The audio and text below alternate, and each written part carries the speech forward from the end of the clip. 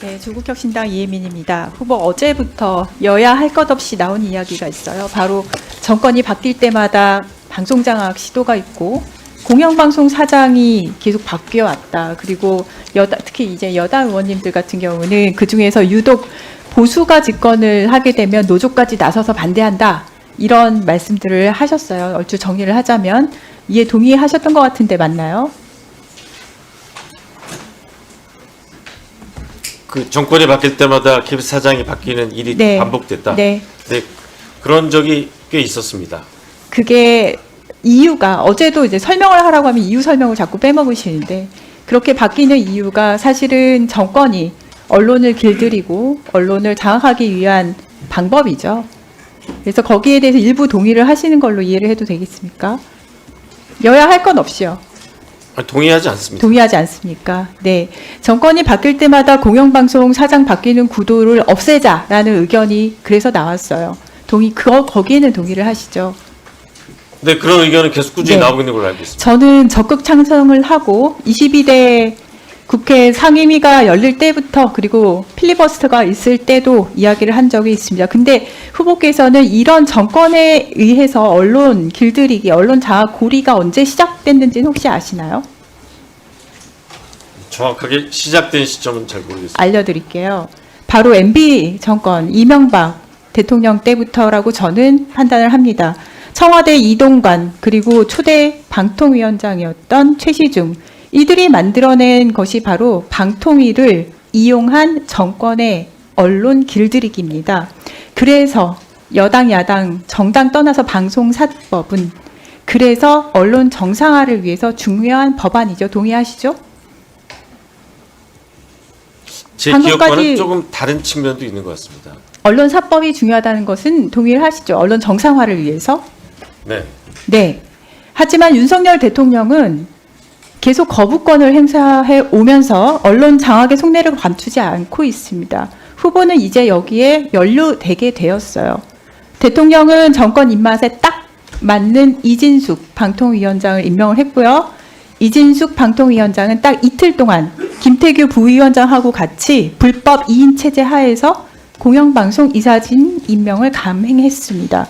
MBC의 박문진, KBS, EBS 이사진 구성을 초치기로 강행했고요. 이들은 모두 그래서 정권의 나팔수들입니다. 그렇게 구성된 이사진들이 지금 그 자리에 앉아 계신 박장범 후보, 사장 후보를 내세운 것이에요. 그렇기 때문에 후보를 모두가 정권이 내리꽂은 KBS 사장 후보라고 부르는 것입니다. 청문회 이틀 동안 굉장히 많은 내용이 나왔어요. 경영에 대한 경험 전혀 없는 박장범 후보가 얼마나 무능력한지 우리 봤고요. 그 초보 사장 후보가 가지고 있는 스펙이라고는 대통령 배우자가 받은 명품백을 말장난으로 호도해서 심기 경호해준 거 하나밖에 없다는 것도 보고 있습니다. 인사청문회 하면서야 그 디올백 같은 경우는 인사청문회 하면서 실물 보셨죠? 그 전에 실물 보셨나요? 무슨 말인지 사진만 모르세요? 사진만 보셨죠?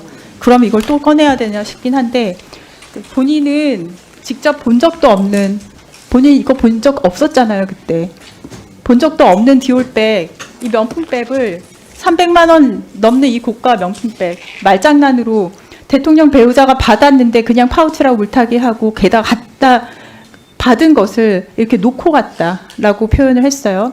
후보는 이걸로 부부싸움 했냐 이러면서 현직 대통령과의 1대1 대담에서 무엇을 물었어야 하는지 완전히 외면한 채 그저 용산의 눈도장 찍기에만 몰두를 했습니다.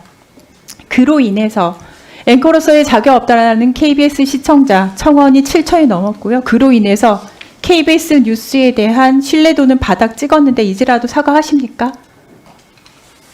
사과하십니까? 이 모든 무리를 일으킨 것에 대해서 사과를 할 표정이 아니네요. 그러니 본인이 가진 스펙 딱 하나 지켜내기 위해서 이 자리에 나왔구나라고 생각을 하고 있고요. 그 스펙 하나만 지키면 나는 내일부터 KBS 사장이다 하면서 이 시간 버티고 있는 것 같습니다.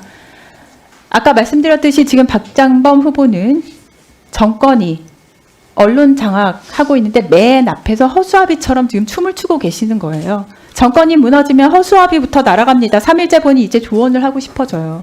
이 정권으로부터 한번 쓰고 버려지는 허수아비 노릇 그만하시는 게 좋을 것 같고요. 오늘 오전 우리 조국혁신당은 탄핵 헌법수호 법질서 회복을 위해서요.